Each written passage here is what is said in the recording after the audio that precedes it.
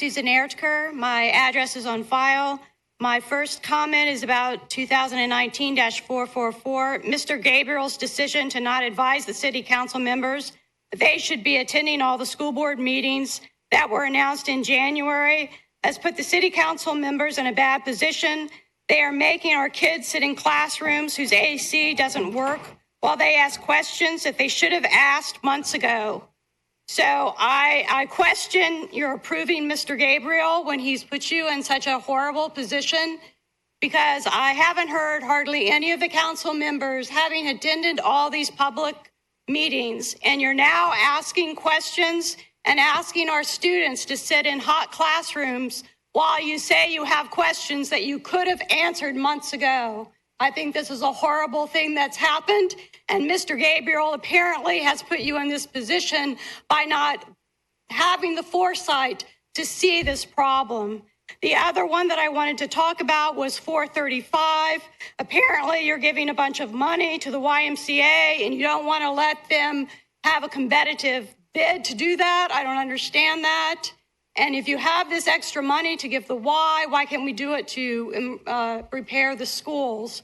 The other thing, I wonder about the people that want to give my sales tax money to charter schools. The charter schools got $158 million in state money. They're getting federal money. They're getting philanthropic money. So I don't understand why they need sales tax money. I'm worried about my sales tax money going to build privately owned buildings, and what happens to that money? These schools that we have right now, we paid for, they've lasted 100 years. What if the charter school closes? What happens to that money?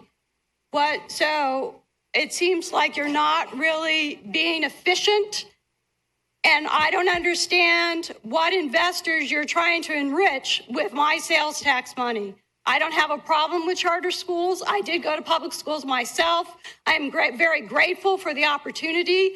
I'm worried and saddened and almost sickened by saying you want to take out the most brightest kids from the neighborhood schools and give them to a charter school that you happen to like, but you want to leave behind in the neighborhood schools the people whose parents can't send them to another school. Well, I want all the kids in all the neighborhood schools to have an awesome education, and I think Dr. Green is here to help us do that. And the fact that you're not supporting her brings tears to my eyes. I am so sad by the people that are not willing to help our children. So thank you. Terry Bork.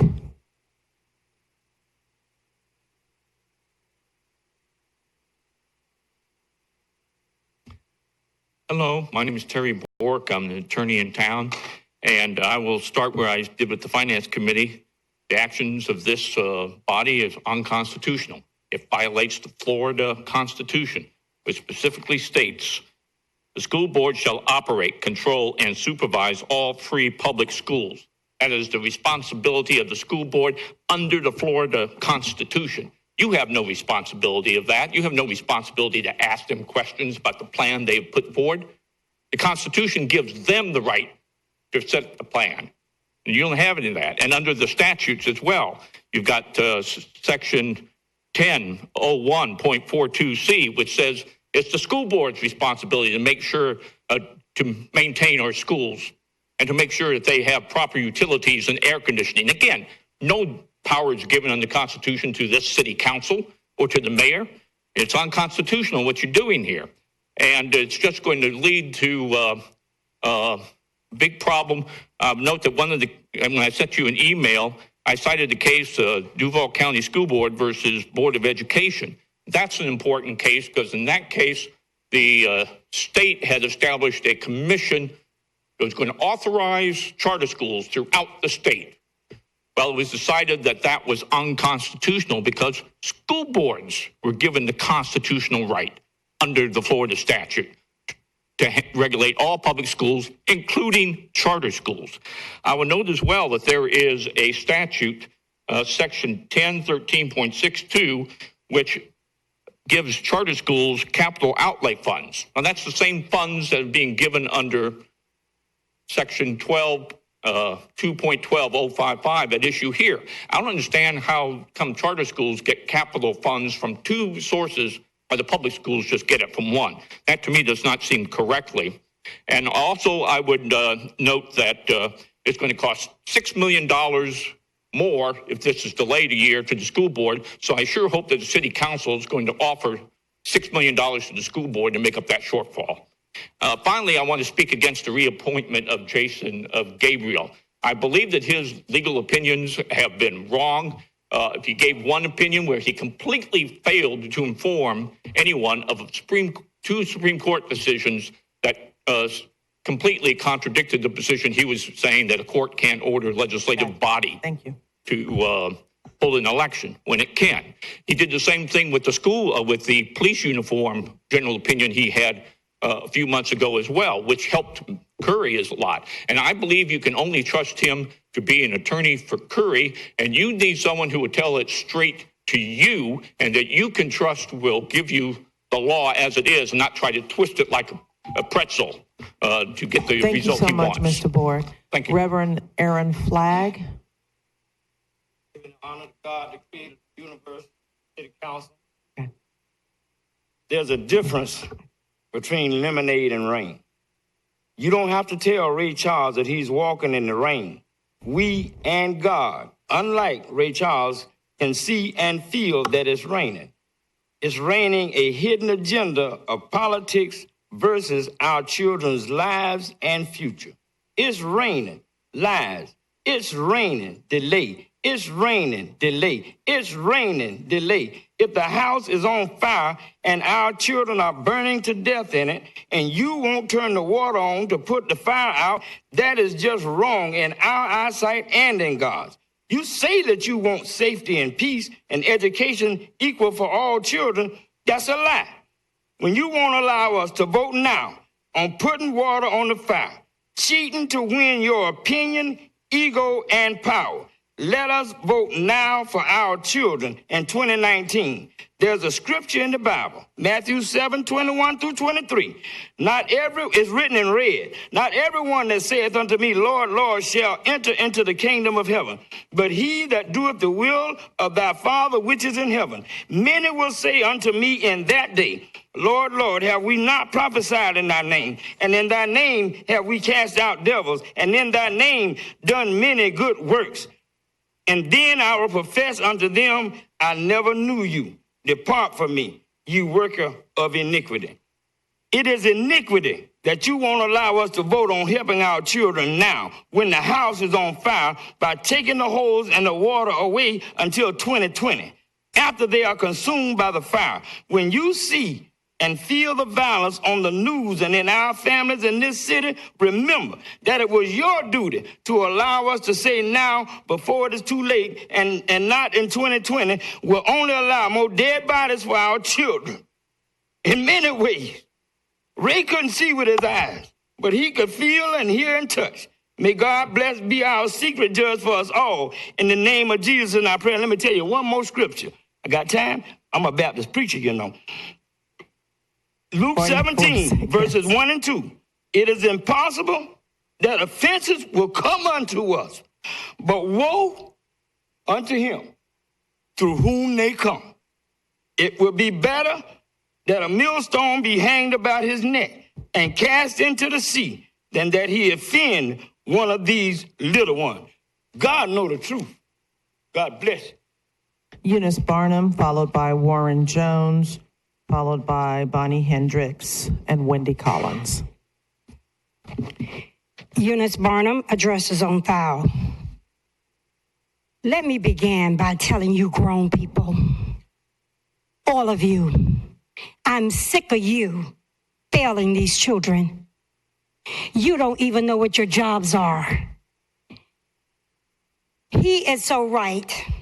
Jason Gabriel, when I wrote to him and asked his legal opinion concerning whether or not you all could serve over the CRA board, he again gave inaccurate information. And now I don't know why you all don't read. Did they fail you all in third grade too? I'm reading rules of council committee. I didn't write it. I'm just reading it. It says under number 4, neighborhoods, community service, public health and safety committee. It describes what you all are supposed to be doing. It says here, the neighborhood department, education and schools, Duval County School Board, literacy issues, higher education institutions and issues. All of this is listed under rules. Read. R-E-A-D. Do you know how? Look up your duties. And the school board, they have duties. I'm a parent. I'm a taxpayer. I'm watching you sit here as grown people continue to fail these children who are looking up to you for help. You sitting here taking home paychecks and don't even know what you're getting paid to do. You don't know what your jobs are. You don't have a clue. You do not read your duties. Up here, it says Jacksonville City Council. The City Council is the legislative body of the city of Jacksonville's consolidated government. You lied to us during consolidation as well. You don't do anything you get paid to do. Nothing but sit there and look silly. And I'm fed up, I'm tired. You need to read, know what your duties are, know what you're hired for, and execute your duties. You are supposed, where do you think the schools are located? In the sky? No, I'm here to tell you they're in your districts. These schools they're talking about belong to you all. They're in your districts. And they're in the districts for the school board members. What do you think you're supposed to do with them? What do you think I want you to do? You think I want to see you continue to sit there and fail my children? No. Thank you, Ms. Barnum. Warren Jones, Bonnie Hendricks, Wendy Collins. Good afternoon, Madam Chairman. Good to see you. Warren Jones, 3105 Mill Court, Jacksonville, Florida. I'm Vice Chairman of the School Board. First of all, congratulations to those newly elected council members. I know it's an awesome responsibility. I've been there, done that, and got the scars to show it. Let me say this. It has become painfully obvious that the duly elected school board is being held hostage by those who want a dedicated funding source for charter schools. It's obvious. I mean, it's been said over and over again. And unless and until the school board agrees to give up front $250 million to the charter schools, you all are going to do everything you can to delay a vote on this issue. It's clear. It's obvious.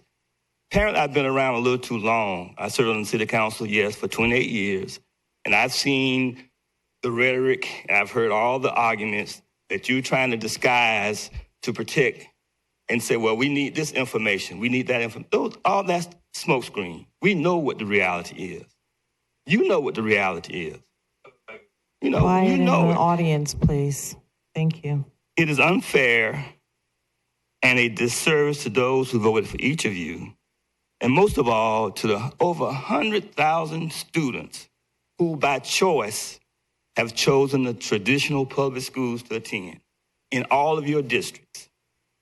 By choice. And you talk about choice, over 100,000 students are by choice attending traditional public schools, but yet we are being held hostage because we won't share $250 million off the top to charter schools for 16,000 students when our students, many of our students are in schools that desperately need safety and repair. Safety is number one. Finally, I pray that the city council can break those chains that are holding you hostage and preventing you from doing what is right and fair for all of our students, and most of all for those who by choice have chosen traditional public schools. Thank you. Thank you so much. Bonnie Hendricks, Wendy Collins, Linda DeShonte.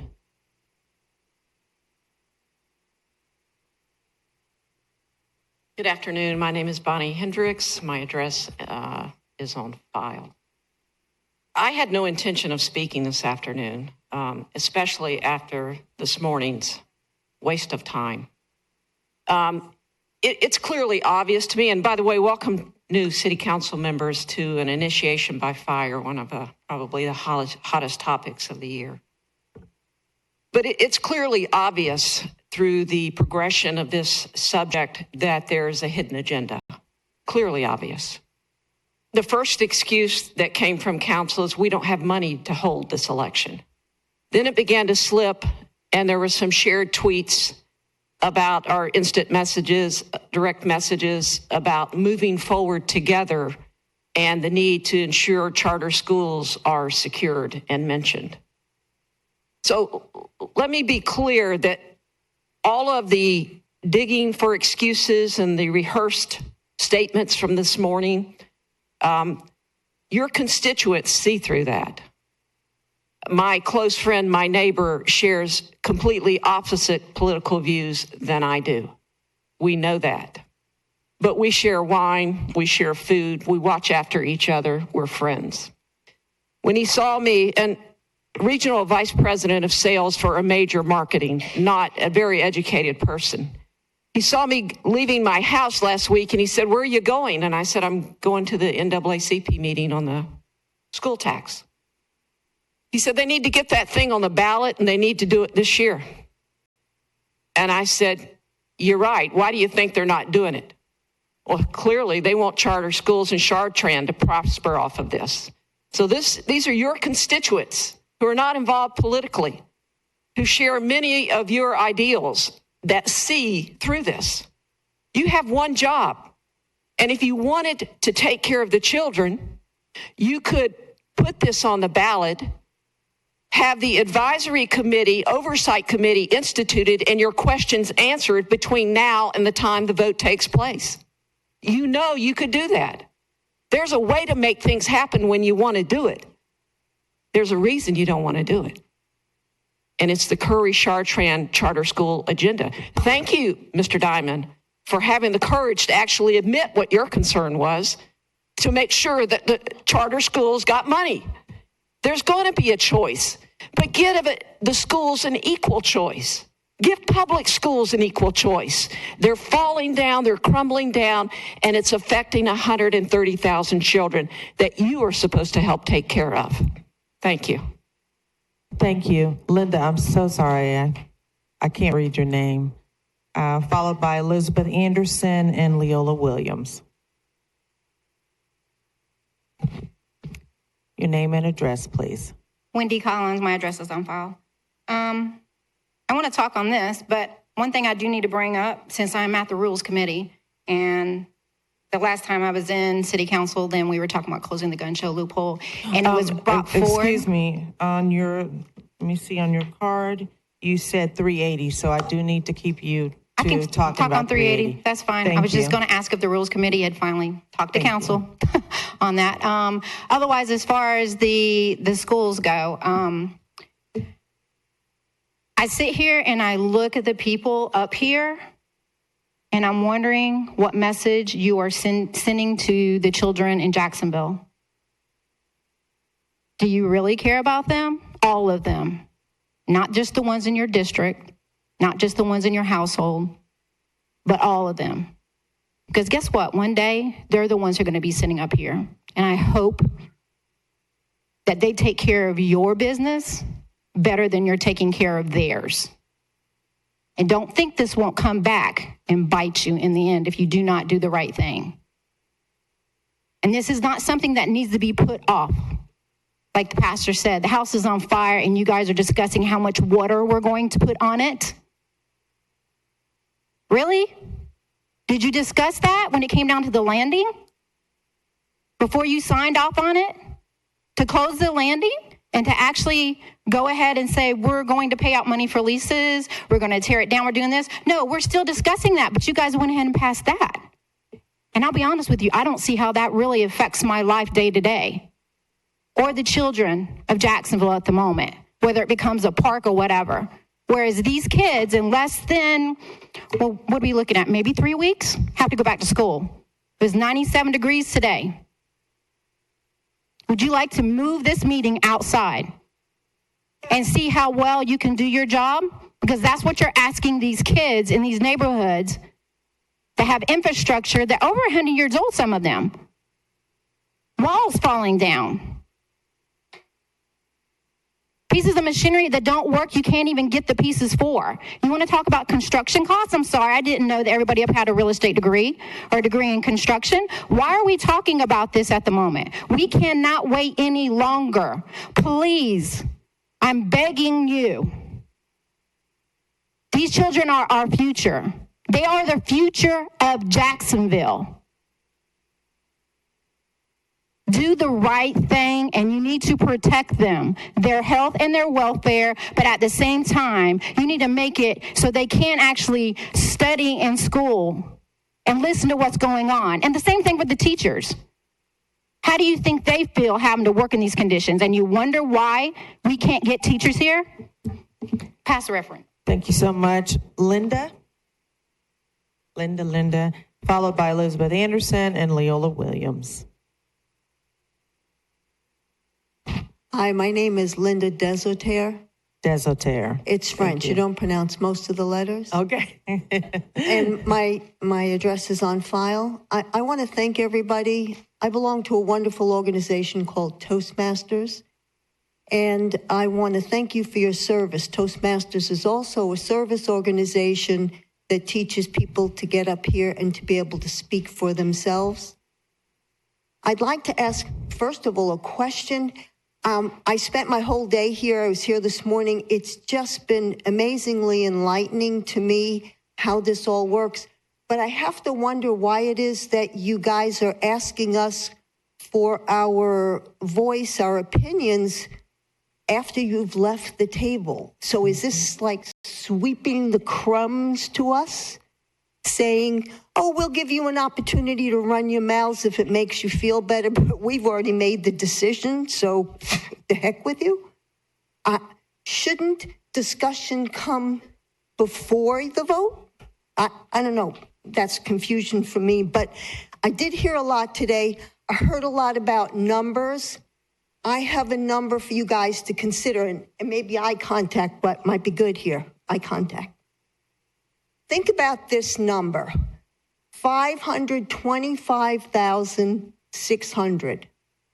Now, that's how many minutes there are in a year. If we wait another year, how many math tests is that? How many science projects? How many reading assignments? How many times will the alphabet be recited over the next year in conditions that you know you don't want to be working under, but we are asking our children to succeed under?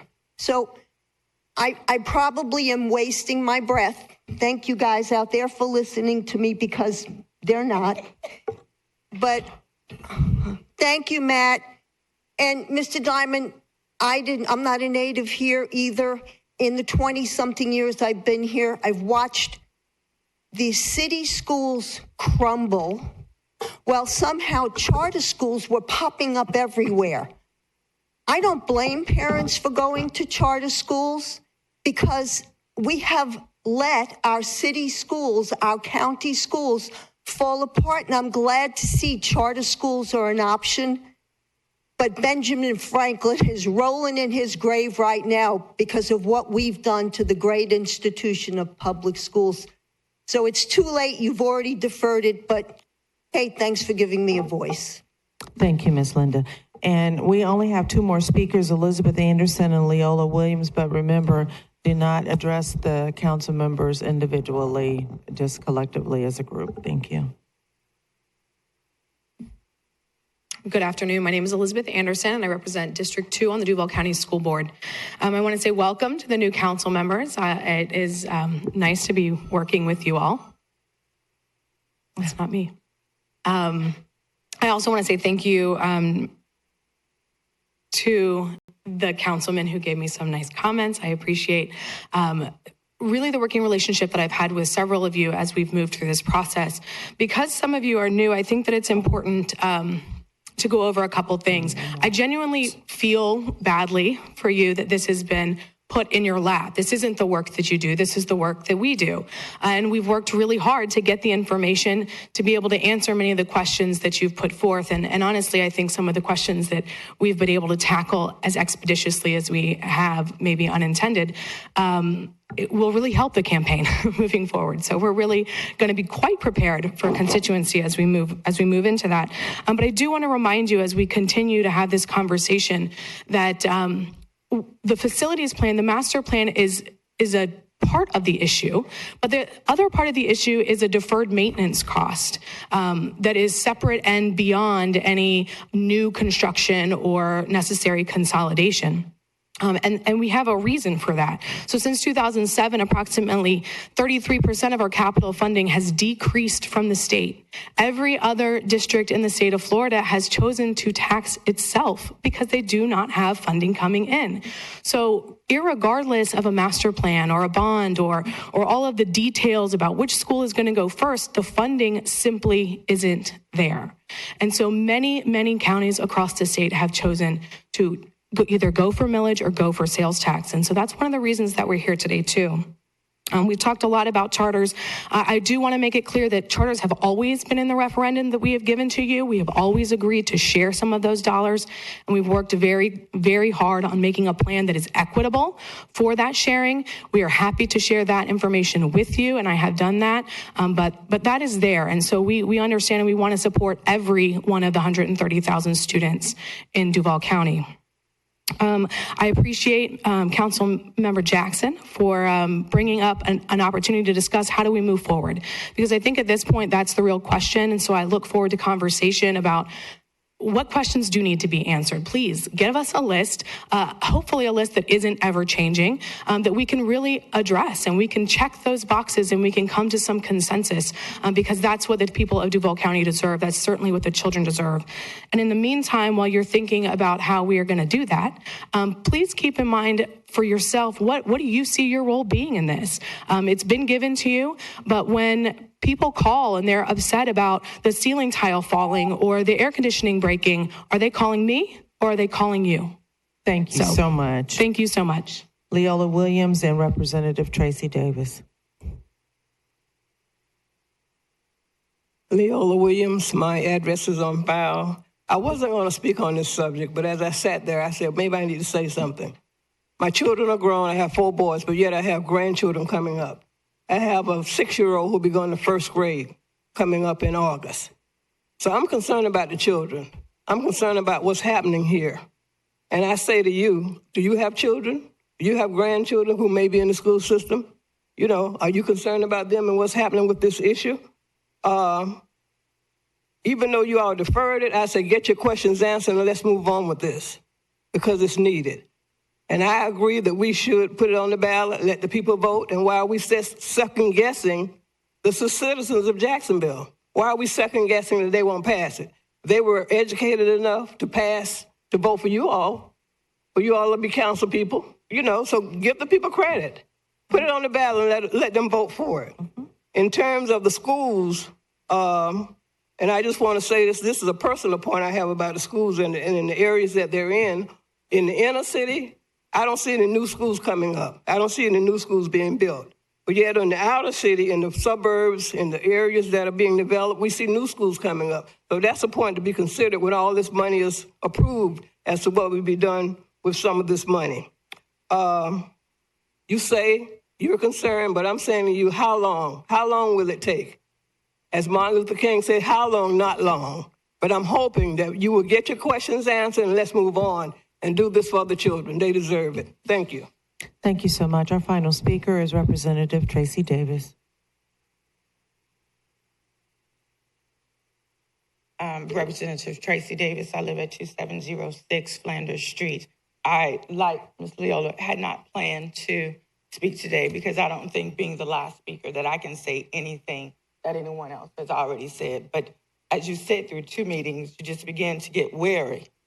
And I don't think anyone can come up here and make the point that School Board Warren Jones made. But I want it to be said on record, because what I haven't heard is how much this will cost. You talk about the questions that haven't been answered, but no one stopped to ask about the cost. And I guess that's because you already know the cost is $1.55 per household for a 4-member household. I'll just say it again because I want that to be the last thing you remember. $1.55. One more time, just to make it clear, $1.55.